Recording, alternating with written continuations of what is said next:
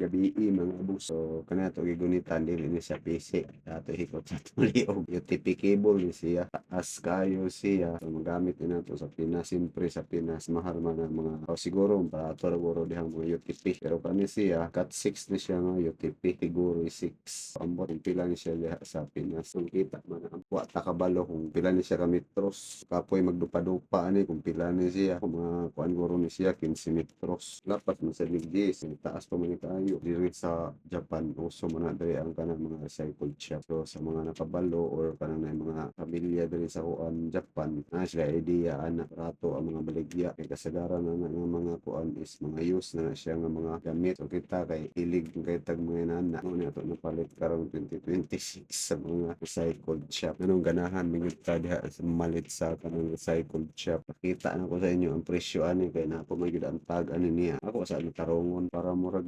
mura mo masyak ba sa price ani niya. Price reveal. Ani siya ka daghan. So kani siya gamit ni siya pangpadagan sa kanang internet pagikan sa imong router padulong sa mga hub. So ang presyo ani niya is presyo kita ninyo makatuo ana kung ito convert na nimo sa piso 38 pesos ra ni siya bisag kinsa naman siguro sa ato kung makakita ka ani mura yung kag makuan madani daghan pa tag ipakita kanang napalit nato diri nga magamit nato so that's all pabush